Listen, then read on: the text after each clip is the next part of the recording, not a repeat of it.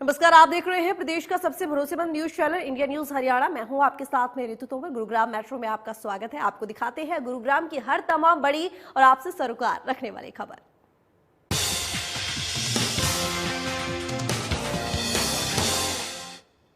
शुरुआत करेंगे सोना टोल संघर्ष समिति के तत्वाधान 29 मई को घामडोज टोल पर एक महापंचायत का आयोजन किया जाएगा। इस महापंचायत के लिए टोल संघर्ष समिति सोना क्षेत्र के आसपास गांव का दौरा कर रही है। समिति का कहना है कि इस महापंचायत में हजारों लोग भाग लेंगे, जिसके लिए समिति जनसंपर्क अभियान में जुटी हुई है। इस अभियान में मेवात क्षेत्र तक के लोग भी शामिल होंगे।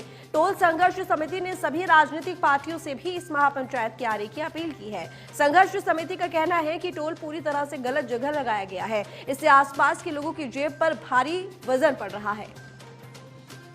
टोल प्लाजा के खिलाफ 29 तारीख को एक बहुत बड़ी महापंचायत होने जा रही है, जिसमें हमने सोना के आसपास के करीब 40-50 गांवों का दौरा किया है और लोगों में बहुत उत्साह और नाराजगी है, क्योंकि ये टोल बिल्कुल एक असंवैधानिक है।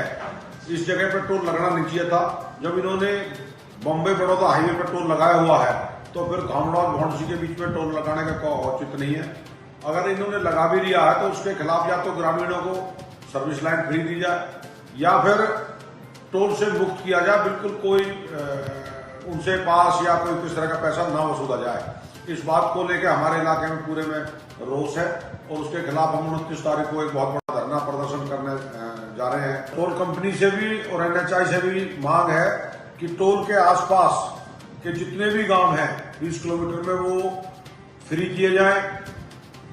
दूसरा हमारा ये है कि भाई ये जो टोल लगा हुआ है, ये टोल यहाँ से बिल्कुल खत्म होना चाहिए। ये दिल्ली बड़ौदा बॉम्बे जो हाईवे बना है उसके ऊपर लगना चाहिए।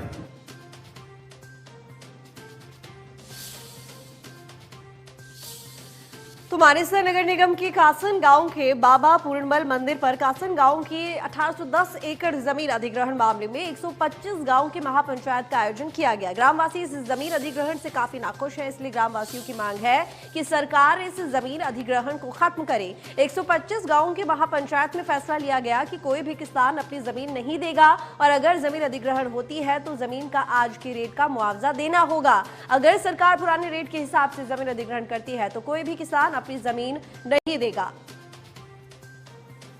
शुरू में जो नोटिस दिया गया वो पिछले उसके कानून से दे दिए, 1-2 दिन पहले 4 दिन पहले दे दिए।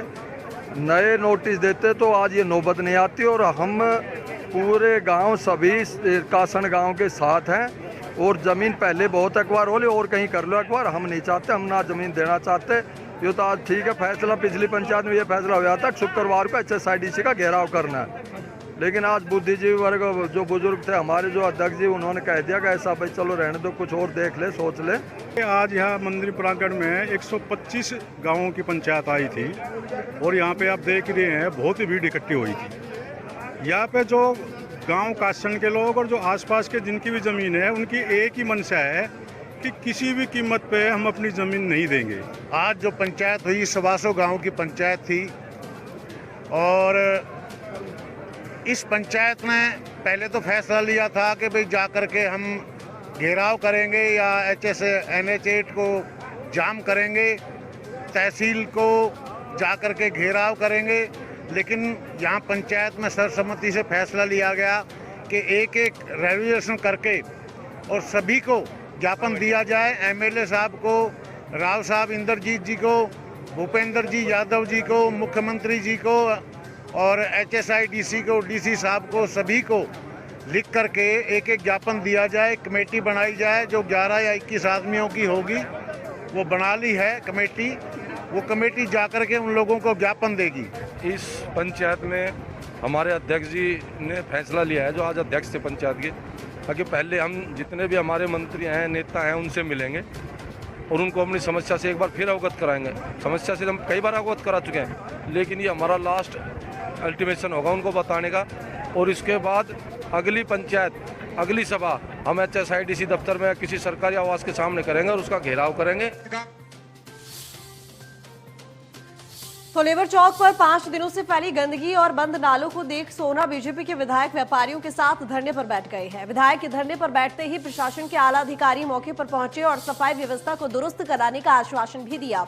वहीं विधायक ने कहा कि लगातार अधिकारी लापरवाही कर रहे हैं, जिसका खामियाजा व्यापारियों को उठाना पड़ रहा है। ऐसे लापरवाह अधिकारियों के खिलाफ ठोस कार्रवाई की जाएगी। हमारे यहाँ पर मंडी गेट पे 5 दिनों से नाला और जो भी सीवर है पूरे भरे पड़े हैं। इसकी हर जो डिपार्टमेंट पब्लिक हेल्थ हो या कमेटी हो, सब में इनकी शिकायत दे चुके। 5 दिन से व्यापारी बहुत परेशान था। इन्होंने आज का लास्ट 9 बजे का टाइम दिया था कि हम इसको कर देंगे ठीक है। जब उसके बाद ठीक नहीं हुए तो हमें धरने पे बैठना पड़ा मजबूर होके। हमने विधायक जी फोन करा, विधायक जी की मैं धरने पर ही आके बैठ के बात करूंगा। जब तक हमारी ये सारी मांगे पूरी नहीं हो जाती, जब तक हम धरने खत्म नहीं करेंगे और सारे अफसरों को धरने पर ही बुलाएंगे। तो पिछले कुछ दिन पहले जब बरसात आंधी आई तो उसके कारण शहर में बहुत भारी जल भराव जो हो गया था, उसके कारण जो सीवरेज जो ब्लॉक होना और बिजलियों को कई बार तार टूट गए थे कई, लेकिन बिजली की समस्या प्रशासन ने कुछ हद तक काफ़ी ठीक कर दी। तो सीवरेज की लगातार समस्या 3-4-5 दिन से थी, तो व्यापार मंडल और शहरवासी ने इस समस्या को लेकर अधिकारियों से बात की होगी, तो उनकी लापरवाही नहीं। तो गुरुग्राम के अतुल कटारिया चौक पर बनाए जा रहे फ्लाईओवर को लोगों की सुविधा और जाम से निजात दिलाने के लिए निर्माण कार्य शुरू किया गया था, लेकिन अब फ्लाईओवर का निर्माण कार्य ही लोगों के लिए मुसीबत बन गया है। दरअसल पिछले काफी समय से इस चौक पर कोई भी अस्थायी सड़क नहीं बनाई गई है। चारों तरफ मिट्टी और मलबा पड़ा हुआ है, जिसे ठेकेदार की तरफ से हटाया नहीं गया। कई बार इस संबंध में लोग जिला प्रशासन और NHAI अधिकारियों को शिकायत कर चुके हैं, लेकिन समस्या का हल नहीं हुआ है। साइबर सिटी कहे जाने वाले गुरुग्राम में प्रतिदिन जाम की समस्या से लोगों को जूझना पड़ता है। आपको बता दूं, गुरुग्राम के अतुल कटारिया चौक पर कॉन्ट्रैक्टर की लापरवाही के चलते लोगों को जाम की समस्या से जूझना पड़ रहा है। आपको बता दूं, जब भी कोई नया निर्माण कार्य किया जाता है तो उसके बाद जो कॉन्ट्रैक्टर है उसकी जिम्मेवारी बनती है कि साथ में सर्विस लेन को वो दुरुस्त करे, लेकिन उसके बावजूद भी जो कॉन्ट्रैक्टर है उसकी लापरवाही के चलते अभी तक ना ही सर्विस लेन है और ना ही रोड का काम शुरू किया गया है। आपको बता दें, प्रतिदिन वहां से गुजरने वाले लाखों लोगों को जाम की समस्या से जूझना पड़ता है। हालांकि स्थानीय निवासी ने कॉन्ट्रैक्टर के खिलाफ जिला प्रशासन को कई बार शिकायत भी की है। आपको बता दूं, साथ ही साथ जो पोल्यूशन है, डस्ट है, वो उड़ता है, जिसकी वजह से लोगों को कहीं ना कहीं अब सांस लेने में भी दिक्कत हो रही है। अब देखना ये होगा कि NGT इस कॉन्ट्रैक्टर के खिलाफ क्या कार्रवाई करती है। गुरुग्राम से संजय राठौर, इंडिया न्यूज।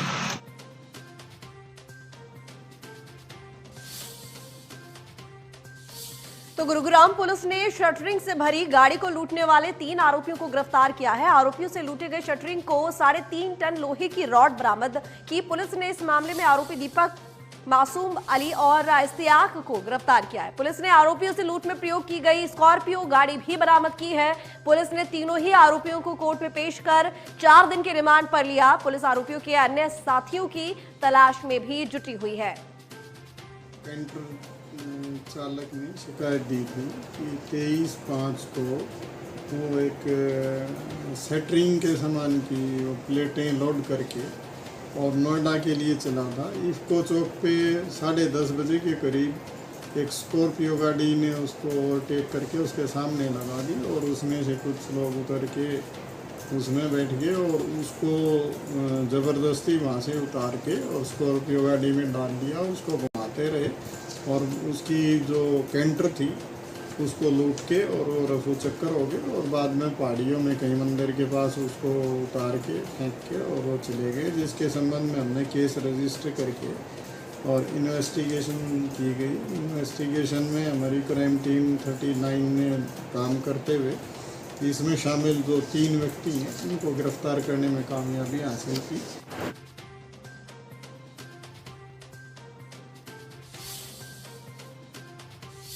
तो तो गुरुग्राम के boys secondary senior secondary school में कार्यक्रम आयोजित किया गया, जिसमें बीजेपी नेता नवीन गोयल ने शिरकत की। सीनियर सेकेंडरी स्कूल में बच्चों को मैकेनिकल टूल किट दी गई और उन्हें अत्याधुनिक मैकेनिकल टूल के बारे में बताया गया।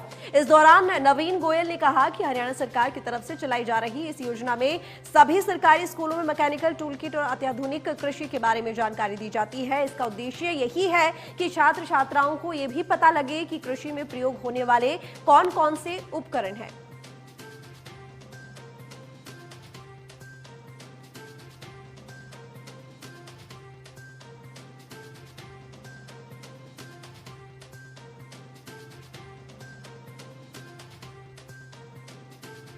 हरियाणा सरकार के द्वारा NSQF स्कीम हमारे विद्यालय में 2016 से स्टार्ट है और ये जो NSQF है इसके अंदर हमारे विद्यालय में IT और एग्रीकल्चरल 2 सब्जेक्ट लागू हुई और ये दोनों सब्जेक्ट हमारे बच्चों के लिए बड़े कारगर हैं। ये किट बच्चों के लिए बड़े फ़ायदेमंद है क्योंकि वो खुद इन किट का प्रयोग करके जो ना खुद अपने ऊपर डिपेंड बच्चा हो सकता है। इस प्रकार की सरकार की योजना है।